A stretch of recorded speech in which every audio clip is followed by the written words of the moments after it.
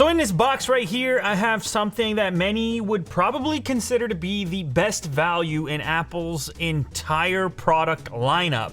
Wow, talk about a lot to live up to. Yesterday I made this video on the new Microsoft Surface Go 2, and it was hard not to compare that thing to a number of other products.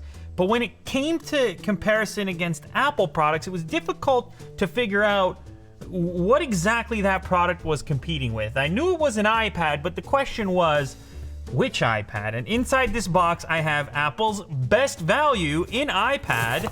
That is this one. And this is the new 10.2-inch iPad. 7th generation is what they call it. And funny enough, I never featured it on the channel. Maybe because it's not the most exciting product for me personally. Of course, it's not at the top tier. It's not in their flagship level, but it might be exciting for other reasons. Most importantly, the price. This thing is a new iPad in 2020, and they sell it for $329. Think of it as the iPhone SE of iPads, and probably, given the price, this would be the competition for that Surface Go at the entry-level price. And so many people filled up the comments saying, this is the better buy. This is the thing that you want. You get the entire inventory of applications inside of the Apple ecosystem. They're not wrong. There are plenty of applications that I like that are in there, and they're touch optimized and so on. But of course, where this product takes the hit is on the productivity side. You don't have the full OS, so there's some things you might not be able to install there. And you can put a keyboard on it, whether it's Bluetooth or Apple's own keyboard cover. But for me, the big interest in this particular product is just the idea that Apple is selling a new iPad, full-fledged iPad. It's not an iPad Pro, but they're selling a full-fledged iPad for $329 in the same year that they're selling wheels for $700, stands for $1,000. Of course, they're completely different product segments, but there's been a few people who made funny tweets on Twitter. That's where you would tweet things. But this is essentially, this is the popular iPad. It's the iPad for people that want that entry-level price point. It's not going to be as fast as the iPad Pro. This particular model I have here is the 32 gigabyte version. I had to get the full entry-level experience. It's got an older processor inside, but of course with the various optimizations and running a mobile OS, that should be no problem. Now the reason this is the real comparison to the world of Chromebooks and a Microsoft Surface Go, because price more than anything else dictates the category and the comparisons. The real question here, considering I have no experience with it, is how close is the experience to something like an iPad Pro? The form factor is very similar. Bezels are going to be bigger. They could have called this the iPad SE. Apple stickers, paperwork. How fast is this power brick going to be?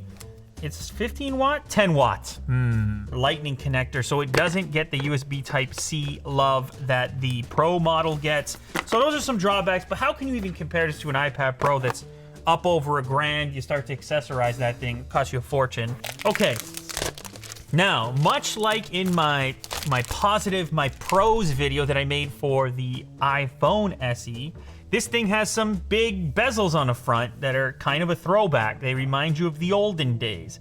Now, maybe more so on a tablet compared to a smartphone, you can make the argument that it gives your thumbs a place to sit. You can make that argument. Granted, if cost was not an issue, I would still prefer a better screen to body ratio. So yeah, it feels like I'm holding an old iPad, obviously. And it's not that I expected anything different. You have the Touch ID fingerprint unlock. You do not have the fancy display either, not that you'd expect it at this price point. So there's no fast refresh. Boom, boom, boom.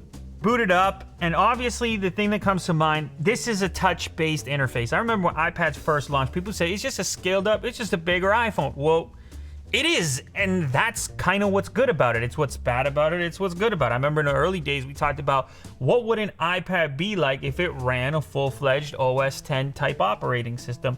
That never happened, hasn't happened yet, probably will never happen as people continue to progress towards mobile OSs as their main OSs. The Microsoft approach is the complete opposite, where they kind of actually trimmed back the touch approach a little bit and dug deeper into the idea that Windows, the desktop desktop operating system could do everything that you need. This here is the 11-inch iPad, so a bigger screen over here, but an actual smaller body. This is the more modern look, but what about the cost to performance ratio? Is it really all that different? Well, I'll tell you, looking at the two of these, the Pro model brings the display ever closer to the surface, and when you include the Pro Motion, you get a much better, it just feels like you're touching the stuff as opposed to touching some glass. That sounds very strange.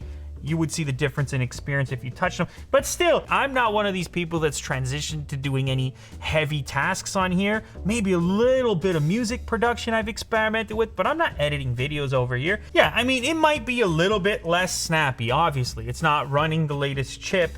It's just not the highest specification given your investment. Now, when it comes to competing with the Microsoft Surface products or a Chromebook, for example, which is in this price category, the next question that comes up is, I understand Apple has this great touch experience, but what happens when I want to pop a keyboard or bring other peripherals to the party? Well, you can use the Apple Pencil for one to potentially increase your productivity, but it can't be the new Pencil. It's actually got to be the previous generation Pencil. And that brings me back to the idea that this could have been called the iPad SE. You can connect a keyboard, but it can't be, obviously, the keyboard case for the Pro model. You have to use this slightly older one.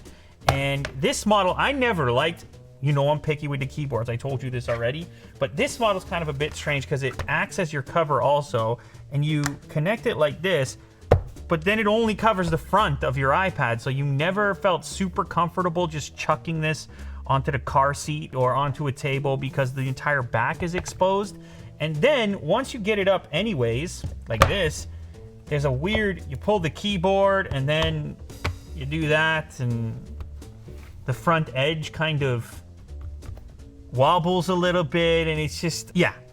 By the time you get here, you're still punching into a very mushy little key travel. It's like a nylon material kind of input, and I just never been a fan of this. So that means if you want to go with something other than this particular keyboard case, that's fine, you can do it, but you need to find a way to prop up the iPad in that case. And that actually brings me to today's sponsor, which is the perfect fit here. Today's sponsor is Muse Case. They make something called the Muse Case for this iPad, the 7th generation. Here it is in purple. They make it in a number of different colors. Here's the black one, which you know is going to be my choice. This case allows you to pick a number of different angles in order to prop up your iPad, and it's magnetic. So what you're going to notice here, I can put the iPad at a laptop style angle and stick a keyboard in front of it, all the way down to something more like a drawing angle or where you're looking down onto the device. So if I pop this iPad in here, it's so fast too to adjust,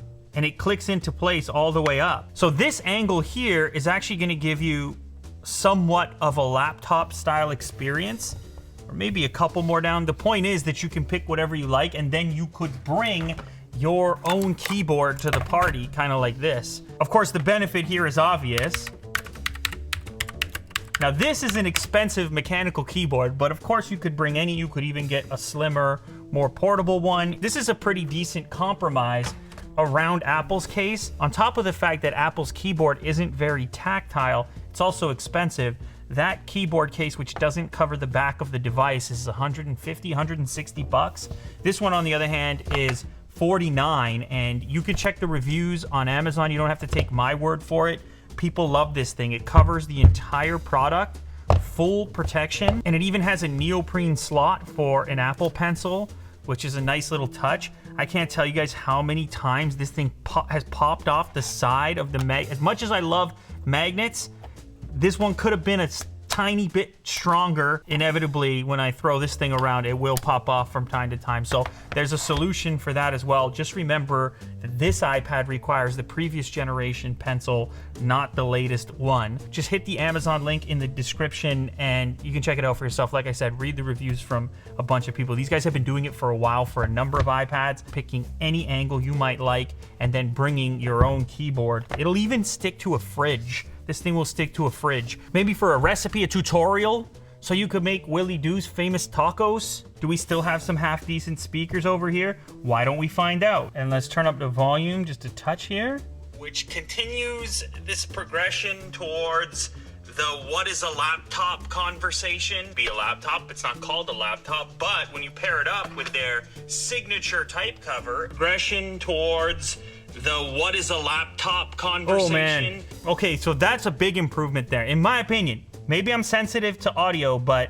Well, I mean, this thing doesn't claim to be a laptop. You know what? This one's not bad either. It's just not to the pro level. $800 for the 11-inch model compared to $329. So the better question is more, is this thing twice as good as this? And you know what? I think you could make the argument that it's not twice as good. It's certainly faster. You have the gesture-based input. We have no home button, so you end up with so much more display. You lose Touch ID, you get Face ID instead. Far better speakers, way better display, obviously. You have a smaller footprint on the Pro model, yet you have more display to work with. But still, no, I still think this product is a better value. At least you can make the argument. It depends on the user, of course. And another comment that I saw in the Microsoft Surface Go video was that many of the applications that students need to access are now web-based. If you have a web browser, you're into it. You've got what you need. So the last one to bring to the party here is obviously that Surface Go that I keep mentioning from the previous video. This has the keyboard case on it already, and Apple does not make a case to this caliber, or a keyboard to this caliber, I should say, for the old model. That new Magic style keyboard that's going to be competitive with the Surface product is only going to be attachable to the Pro model iPads. Apple's Magic keyboard looks like it's going to be $300. Is that correct? To give you a tactile keyboard connector for the iPad Pro, similar to what Microsoft offers in their cheaper product, the Go product. This Magic keyboard, even though I haven't tried it yet, I'm pointing at this one because it's a lot like this Surface keyboard, has the potential to replace a laptop more easily than Apple's keyboard case for the cheap model iPad. So now this comparison gets more complicated when you bring this guy out, because this guy starts at $399, though most people are probably going to want to step up to a slightly more powerful version of this. So therefore, this Surface Go, price-wise, sort of matches up to this iPad more than this Pro. This Pro with a Magic keyboard is over $1,000. Which is more important to you? The tablet life, the touch-based interface, the Apple ecosystem of apps, or a full-fledged operating system and a less expensive path towards a laptop replacement, which is what the Surface Go gives you out of the gate in a package that's just a little more targeted at productivity from that standpoint. So here is a video test on the entry-level $329 iPad. You can also hear the audio performance here. Like I said, it's quite zoomed in. You're gonna have to push it back from you on the desk. You probably would want to have it around here instead. You can compare that to yesterday's performance on the Microsoft Surface Go 2. On this unit, you have USB Type-C, whereas on the iPad, you need an adapter or a dongle to connect a peripheral. They both have headphone jacks. This one has the proprietary magnetic charger, and this one has the LTE option installed, but that brings this one into a different price category. I think the couch buyer, the consumption buyer, the touch-based majority buyer, the person who's going to be touching their iPad more than typing on their iPad, is going to go in this direction right here. This is the entry level. It's actually, I mean, it's a pretty cool value for $329 when you consider the inventory of touch-based apps. For example, I'm a fan of an app called Oxy, which is a music production app on iPad. It's tuned for iPad, it's designed for iPad, and it's an experience that you can have there that's pretty exclusive to iPad. And there are examples of that within Apple's ecosystem that are tough to find substitutes for or exact replicas of on Windows. Now, on the flip side, when it comes to the Microsoft Surface Go 2, I think the focus there is going to be more on productivity in a traditional office or student sense, where the type-based or trackpad-based input with the case is more of a priority and more of a common input method. So now I gotta pass it off to you guys. What do you do in this situation? You gotta vote down in the comments section. Do you save some cash and get yourself the entry-level iPad maybe pick up a third-party case and throw whatever keyboard you want on it when you need to type? Do you go in this direction and grab a Microsoft Surface Go with whatever specification is suitable, get the keyboard case for it? Or do you save up a few extra bucks and step all the way into an iPad Pro for like $1,100 with the keyboard case? Which is the optimal scenario for a student or a human who is not a student in 2020? If it was your money, what would you do? And which of these three do you think represents the optimal value for money?